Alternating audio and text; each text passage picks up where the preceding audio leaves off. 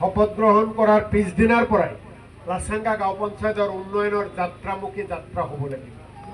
আমি যি জখলা, আমি যি সংঘ বুলি কওঁ গাঁৱলীয়া ভাষাত, আপোনালোকেতো সংঘ বুলি কৈছে।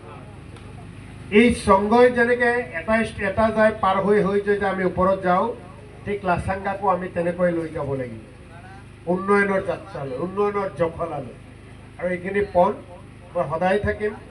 বহু মানুহৰ মনত এটা ভাৱ আছে যে আমি বেকী নদীৰ পশ্চিম পাৰে আছোঁ, একেবাৰে সমষ্টিৰ শেষৰ সীমা, গতিকে বিধায়ক হ'লে আমাৰ কি হ'ব। সেইটো কেতিয়াও নাভাবিব। মোৰ কথা বাৰ্তা কাম কাজত এইটো আপোনালোকে কেতিয়াও দেখা নাপাব। সমানভাৱে মই নিজৰ গাঁৱক, মই জন্মগ্ৰহণ কৰা গাঁৱক যিমান মই গুৰুত্ব আৰু সন্মান দিম, এই লাচাংগা গাঁও পঞ্চায়তৰ প্ৰতিটো গাঁৱক সমান গুৰুত্ব, সমান সন্মান দিম। পাৰিলে বেছিকৈ দিম, এইখিনিও আপোনালোকক পাৰিলে বেছিকৈ দিম। আৰু এনেও কলগাছিয়াত মই পঢ়িছোঁ। কয়াকুছি মোৰ জন্মস্থান, প্ৰথম ঘৰ। কলগাছিয়া মোৰ দ্বিতীয় ঘৰ বুলি মই বহুত কওঁ, এতিয়াও কওঁ। আৰু কলগাছি এলেকা বুলি মই যেতিয়া পঢ়িছিলোঁ তেতিয়া এই অঞ্চলক ধৰিছিলোঁ।